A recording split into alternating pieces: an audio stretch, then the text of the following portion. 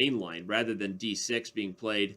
And Hikaru declines the mainline Berlins with castles, instead defends e4. We've seen this before many times, and this is all theory in a mainline Spanish. And look at Wesley reroute the knight from c6 over to g6. And the point of that is it gives black additional flexibility on the queen side while with the pawns, while bringing another piece over to the king side. So knight h4 played by Hikaru, allowing himself to eventually play f2 to f4. Right. Not quite the same thing as we've seen Wesley do, but that is one of the added benefits of having the knight there. So the question is, okay, I was going to say, how do you deal with the dark squares? If you castle, and f4 is off the table because it's pinned. But he's offering the exchange, and still has the flexibility to castle long if he decides to. Right. And look at Wesley saying, please take me on g6. I'll take with the f pawn. We've talked about this earlier today, where getting the open file is worth ruining or weakening, I should say, your pawn structure. But here, the pawns are safe and sound on the g file. Your king is tucked in the corner, and knight h5 in the near future, followed up by doubling the rooks on the open line, could be very nice for black. Queen e7 played. We see that black is preparing to do the plans you talked about, probably moving the knight and then using the f file.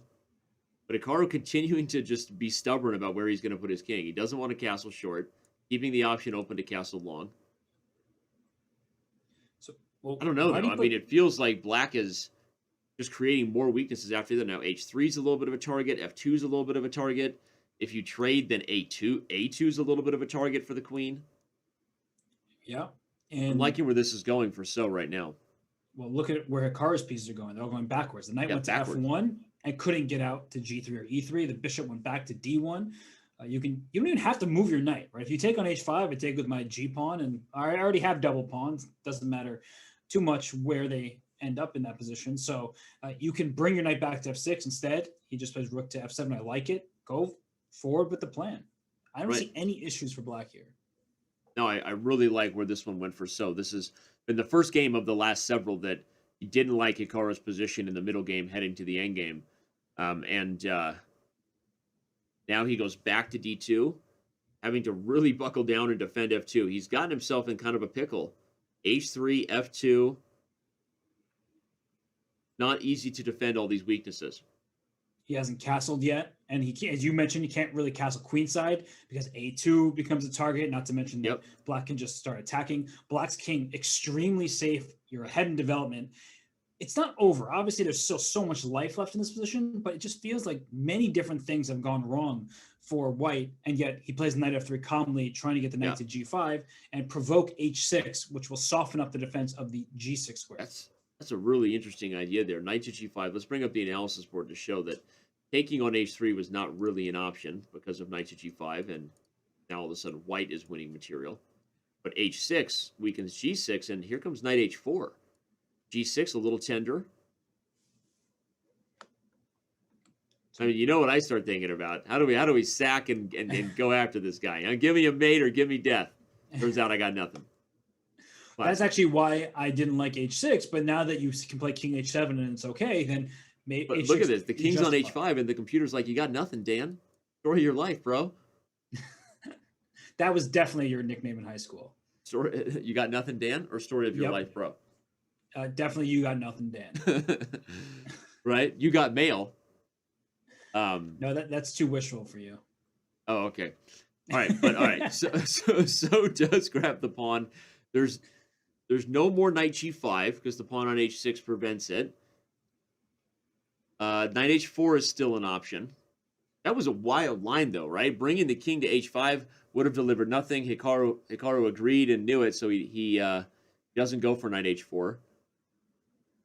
And now if he goes knight h4, the bishop, king h7 first, but eventually the bishop will go to g4 for black. Yeah, if you give black one move, then he'll take, and then he stole this pawn, he'll take the money and run and go back to g4. Defending h5, hitting f3. And Wesley's on the run. Wesley's on the run. Oh, he's taking off his coat, hanging his jacket up. We see both players, by the way, on the fair play camera. For those of you wondering, again, both players have a second camera on them, We call it the field of vision, where we can see everything that they're seeing. Players are also sharing their screens in the Zoom call to be aware of any programs locally, just for the record, so you know.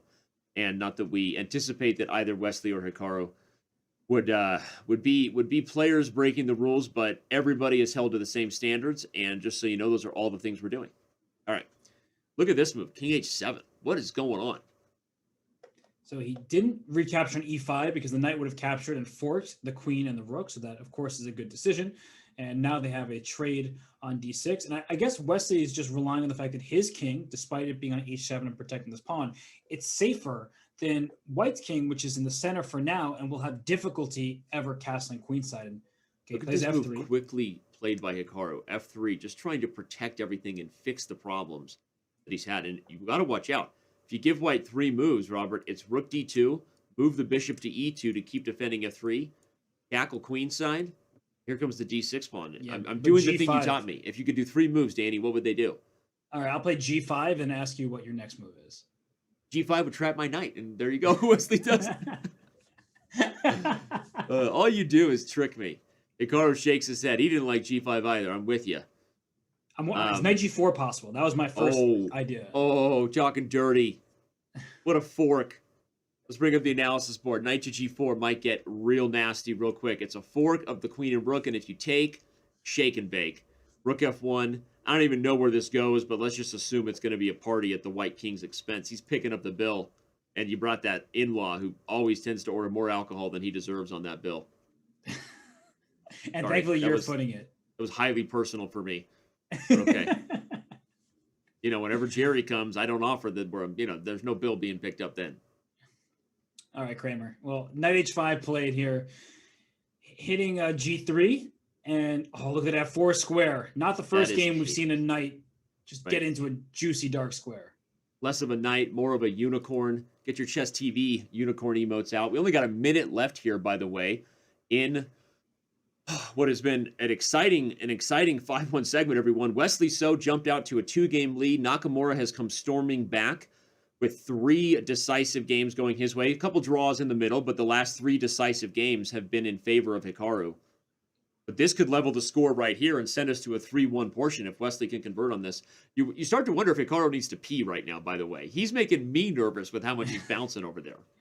Like, what is going on? I've seen the chat making those kind of comments, and I thought they were joking. But now that I actually look at him, yeah, he's been bouncing around quite a bit. But it also could be he has a 1-point lead, and he's just trying to survive this game. If he can win the game, go up 2 points into the 3+1, that's huge. I mean, Wesley's position does still look like it should be good. Whoa! He sacks the exchange. Wasn't expecting that at all. That's either highly unnecessary or a brilliant conversion, right? Armenian chess, eat your heart out. The exchange sack, we love it. I love it. And what's happening here? So black has 1 pawn and a knight for a rook, and white's king is in a bit of a tough spot. Check. You could take on e4 next if you'd like. Black's king feeling safe and sound for the moment. And is black just going to scoop up a bunch of pawns and claim, hey, that's better than your rook, my knight and those pawns? Or will he just settle on the draw, by the way? Because now he's got it in hand, right? If So decides the exchange sack was not worth it, he might just take his losses and head to the 3-1 portion with a 1-point deficit. I get the feeling that's where we're headed. Because I think he might be a little too nervous about playing this endgame on if the rooks do get loose. G7 is still a problem if the queen and rook could somehow coordinate. And this could be a sign of things to come in bullet scrambles because, right now he could play on, but he's spending too much time here, I would say, to play on. That's why he agrees to the draw. Yeah. And we see Hikaru